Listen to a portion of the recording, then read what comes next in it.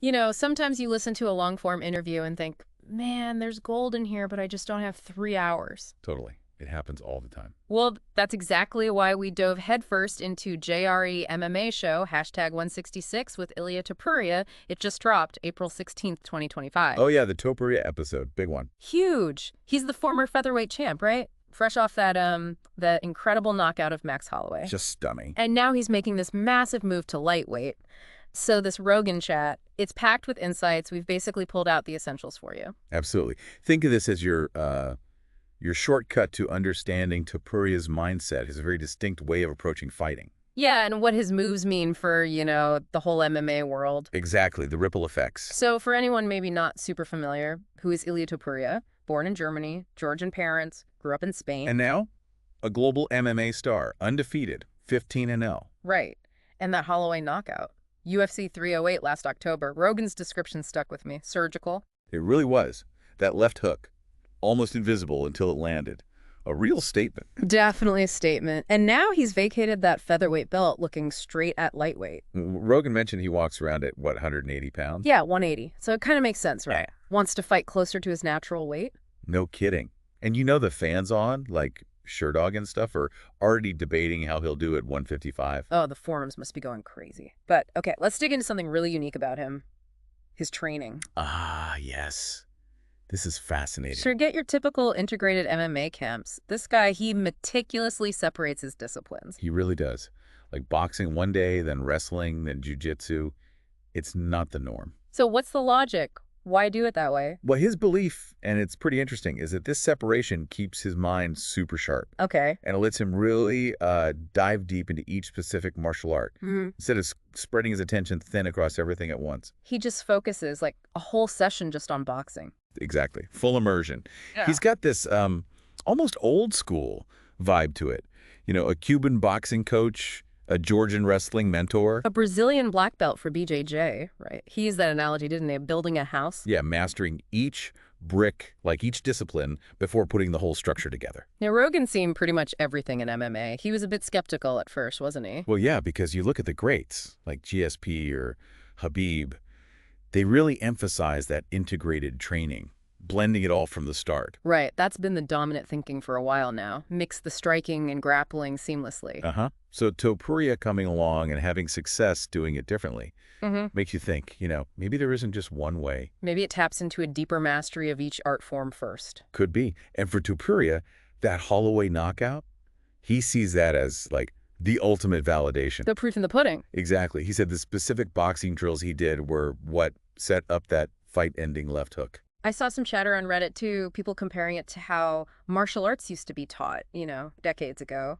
Style versus style, mastering one thing. It's a bit of a throwback, isn't it? This idea that if you master the components deeply enough, the integration happens instinctively in the fight.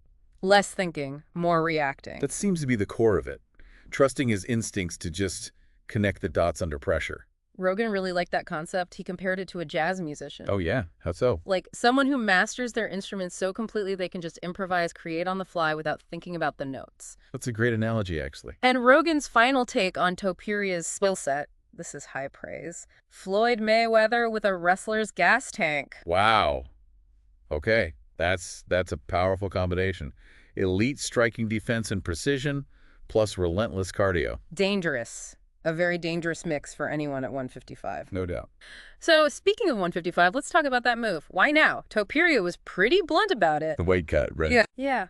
Making 145 pounds was just getting too hard. He's walking around 180, like we said. He wants to compete at his best, not depleted. Which is understandable. Those cuts are brutal. Rogan even threw out the idea he might end up at welterweight eventually. He did. But right now, Topuria's eyes are locked on one thing. The lightweight title, Islam Makhachev. Yeah. He gives Makhachev respect, talks about his skills, his team, but there's zero doubt in Topuria's voice. He believes he can win. And this is where it gets really spicy. Rogan framed it perfectly, didn't he? The classic striker versus grappler dream fight. Exactly. The kind of matchup that gets fans buzzing.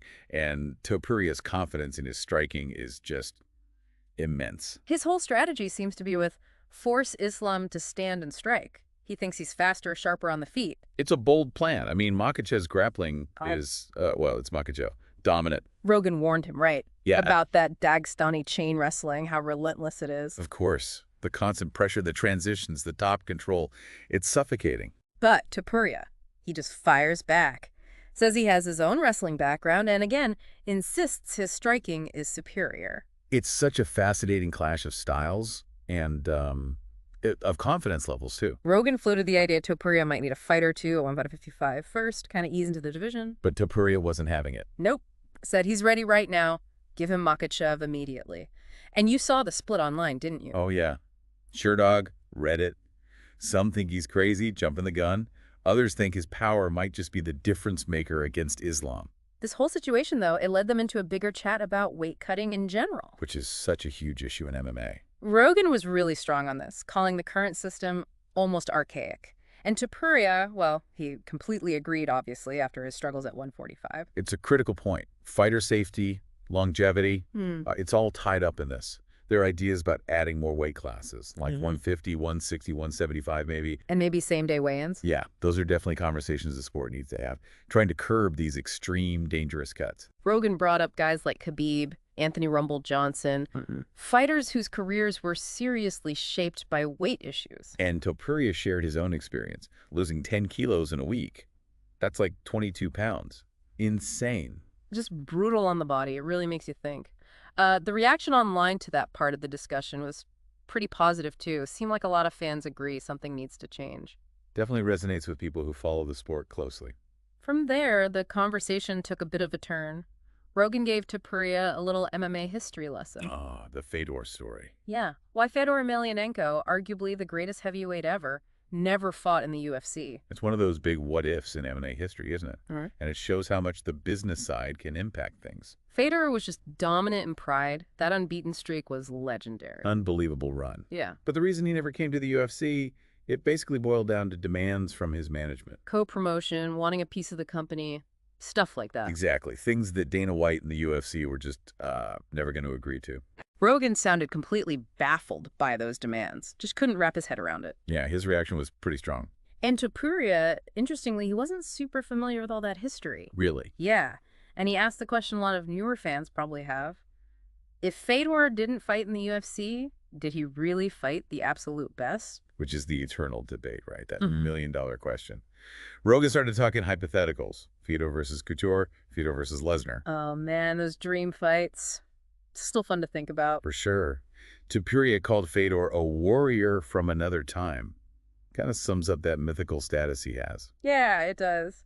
Then things shifted again to a much more serious personal topic. Cain Velasquez. Right. His ongoing legal situation after that arrest in 2022. Rogan shared his take. Felt Cain just snapped. Yeah, and he even mentioned, floated the idea of a potential pardon maybe down the road. It's obviously a really complex and sensitive thing. Heavy legal stuff involved. Definitely. You could tell Rogan felt a lot of empathy for Cain, another fighter in a terrible spot. Topuria was more reserved. Yeah, he acknowledged how difficult it all is, but also mentioned, the law has to take its course. Due process. A measured response to a really tough subject. From there, they lightened it up a bit, comparing different MMA training cultures. Ah, Dagestan versus Thailand. Exactly. Rogan had these, almost archetypal descriptions. Dagestan, just grueling, relentless, break-you-down training. Nonstop grind. Yeah. And Thailand. More relaxed, maybe more technical focus, laid-back atmosphere. Sort of. They're broad strokes, obviously, but maybe capture some truth. Probably some underlying differences in philosophy, yeah. Topuria, though, having trained all over, he seemed to lean towards a balance. Makes sense. Hard work is crucial, but so is rest, recovery, smart training. Yeah. Not just grinding yourself into dust. Right. Finding what works for the individual. And then Rogan finished off his thoughts on Topuria with one last comparison. Another one, after the Mayweather wrestler one. Yeah. He said Topuria was like Mayweather with a mean streak. Okay, adding mean streak to the mix, that really paints a picture. Skill, precision, but also aggression and killer instinct. Potent combo. Sums him up pretty well, I think. Absolutely. He's a serious threat. So there you have it. That's the core of what came out of that JRE deep dive with Ilia Topuria. Yeah, we hit his unique training style, that big move to lightweight, the Makhachev challenge. The Fedor history, the weight-cutting debate, Cain, training cultures. It was a lot. It was packed. Topuria's story, coming from Spain, becoming champ. It's pretty compelling. Mm-hmm. And his confidence is just off the You chart. remember his closing line? I'm just getting started. Lightweight's mine. Yeah, just pure self-belief. And Rogan seems to think he's got a huge future ahead of him. Definitely leaves you thinking, though. How will Topuria disrupt the lightweight division? How does that striking match up with Makhachev? And what about that training method? Is that something we'll see more of? Is it the future or just unique to him? So many questions. It's going to be absolutely fascinating to watch unfold. Lots to chew on there.